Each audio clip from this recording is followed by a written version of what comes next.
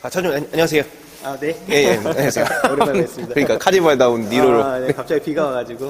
그러니까요. 환경이 별로 안 좋습니다. 이러면 또 오늘 갑자기 예고하지 않았던 비가 와가지고, 네. 주차장에서 주차하는 점 미리 양해 부탁드릴게요. 네. 근데 이 니로가 이제 처음에 1세대 때는 되게 못생겼잖아요. 네네. 근데 좀 멋있었어요, 그때보다는. 네, 얼굴이. 이걸 이제 어떤 계기로 이제 구매하시게 되시죠?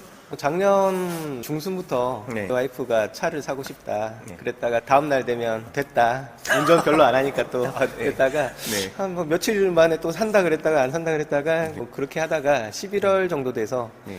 저한테 한 7번 넘게 얘기한 것 같아요.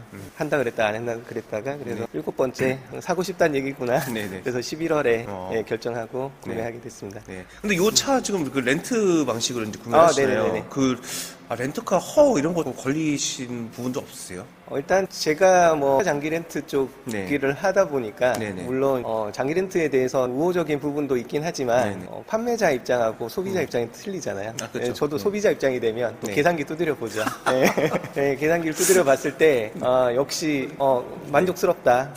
그래요? 그래서 또 레드캡 렌트카로 네네네. 구매를 했습니다. 그러면 일반으로 했을 때 비용 차이가 어느 정도 이제 났나요? 저도 계산기를 또 두드려 봤죠. 아까 말씀드린 대로. 요즘 자동차 할부하려 그러면 네. 금리가 한 7%대 이렇게 상당히 많이 올라졌잖아요. 네네. 그래서 이자 계산만 해봐도 전액 할부를 하니까 얼추 한 600이 넘게 나오더라고요. 그리고 자동차 등록하는데도 300 나오고 네네. 보험료도 제가 보험료가 상당히 낮은 편에 속하는데도 2, 300 정도 나올 것 같고 4년 정도 운행을 네, 했을 예. 때 그리고 자동차세도 한 30만 원 나오니까 4년에 한 100만 원 정도 나오고 이렇게 합쳐보니까 그냥 주차장에 세워만 놔도 한 1300 정도 4년이면 없어지더라고요.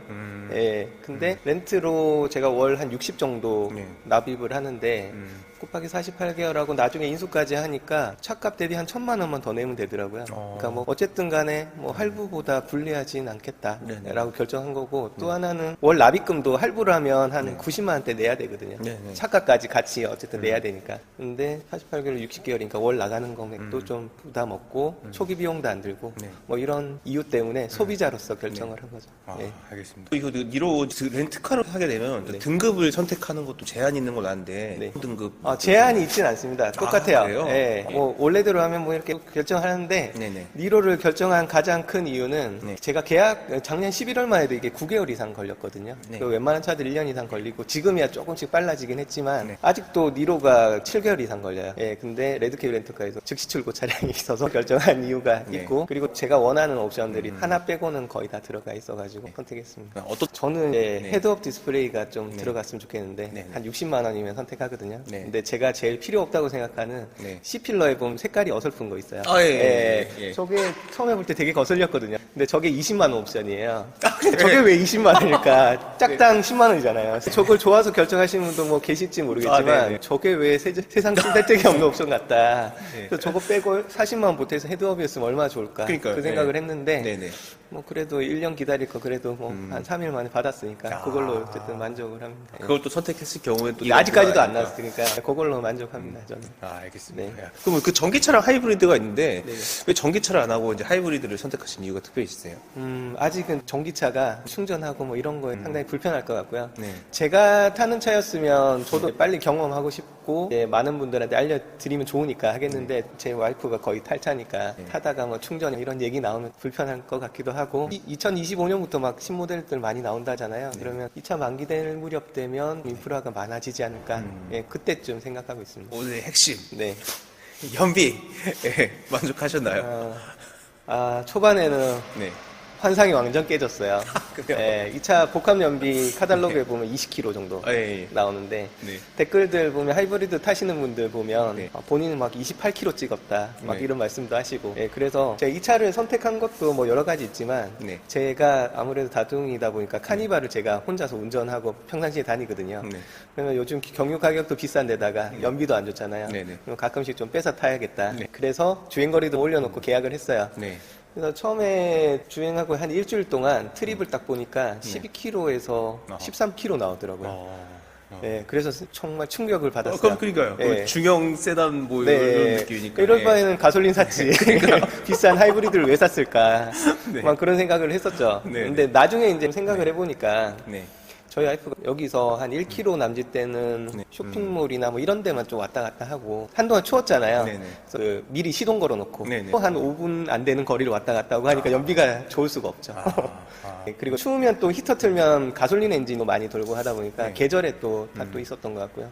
그래서 초반에는 실망을 했었는데 네. 제가 가끔씩 뺏어 탈 욕심이 있다고 했잖아요. 제가 최근에 업무차 서울 왔다 갔다 하고 중장거리 왔다 갔다 하니까 네. 진짜 26km 막 29km 막 찍히더라고요. 야. 그러면서 아 내가 운행을 잘못했구나. 그리고 따뜻해지면 정말 30km 찍겠구나 이런 희망을 갖고 좋아지고 있습니다.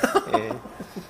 예전에 그 1세대 니로 같은 경우도 이 못생긴 거 빼고 가성비가 좋았던 차로 알려져 있잖아요. 네네. 실제로 타보시니까 야 니로 이래서 만족하는 거다 이런 부분이 있으실까요? 아, 이것도 연결돼 있는 거긴 한데 네네. 처음에는 차량 가격이 너무 비싸서 실망을 했었어요. 네네. 이 차가 시그니처 트림에다가 네. 컴포트라는 네. 옵션 이렇게 해서 3,700 정도까지 돼요. 네. 3,700이면 네. 제가 카니발 지금 타고 있는 차가 3,700이거든요. 그럼 그 차와 거의 비슷한 가격이잖아요. 네네. 네, 그래서 차량 가격이 너무 쓸데없이 비싸다 생각을 했는데 네. 이번 사양에 안전 옵션이 많이 들어가 있더라고요. 네네네. 그리고 그 클러스터도 좀 감성적으로 계절 표시 좀 나고 뭐 이런 것들 그런 재미가 있는 차인 것 같습니다. 그러니까 뭐 고속도로 처음에는 저는 이제 네. 고속도로만 이게 네. 적용이 될 줄 알았는데 일반 도로에서도 적용이 되더라고요. 그럼 요번에 패밀리카 관점에서 이 다둥이 이제 아버지께서 네. 보셨을 때 이 패밀리카로 쓴다고 하면 몇 인 가족까지 갔죠? 최근에 이게 연비가 좋다 보니까 카니발을 거의 안 타고 2차로 좀 웬만한 거리를 왔다 갔다 하고 있거든요. 근데 저희 아기가 아직 어리니까 네. 아직은 가능한 것 같아요. 저희 막내가 아직 어리니까 가운데 탈 수 있는데 조금만 크면은 4인 가족 정도 이상 되면 좀 어려울 네. 것 같고요. 그리고 뒷자리가 좁아요. 예, 그래서 애들도 크면은 불편하지 않을까 싶긴 한데 4인 가족까지는 그래도 괜찮을 것 같아요. 트렁크 공간도 그렇고 전반적으로는 4인까지는 충분히 타실 수 있는 차다. 네. 그리고 생각보다 이 차가 좀 출력이 좀 108마력으로 좀 낮은 편이더라고요. 네네. 어떤 뭐 가속하는 부분에서 답답함 이런 거 좀 없으신지. 하이브리드를 타면서 네. 이상하게 밟지 않게 돼요. 아, 네, 제가 네. 카니발 탈 때는 혼자 달릴 때 네. 애들 타고 있으면 조금 네. 조심하는데 혼자 네. 탈 때는 약속 시간도 있고 뭐 하니까 네. 간혹 뭐 140도 밟고 막 이렇게 하거든요. 근데 네. 이 차를 타니까 네. 연비의 욕심이 막 생기는 거죠. 네, 최대한 전기로 운행하고 싶고 가솔린 네. 전환 소리만 딱 들려도 네. 다시 속도를 좀 낮춰야겠다. 아, 네네. 네, 그런 욕심이 생기다 보니까 오히려 가속을 안 하게 되니까 네, 그런 부분이 있는데 아무튼 연비가 올라가는데 만족감을 느끼고 긍정적인 효과는 과속을 안 하게 된다. 아, 어떤 네. 느낌인지 알 것 같아요. 예, 예. 가솔린 전환되는 네. 그 소리가 되게 거슬리거든요. 제가 디젤 차를 타면서 그 갤갤거리는 소리도 네네. 별스럽지 않은데 이 차에서 가솔린 소리가 딱 들리는 순간 좀 네네. 기분이 안 좋아요. 아, 지금 총 누적 주행 거리 어느 정도 되시죠? 아직 한 700km도 아직 안 700km. 됐으니까요. 네.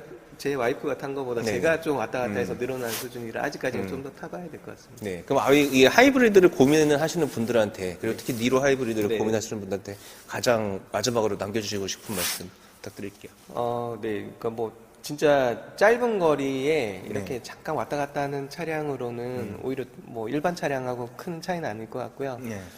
조금 그 서울 시내권 도시화 고속도로 정도가 제일 최적화돼 있는 것 같아요.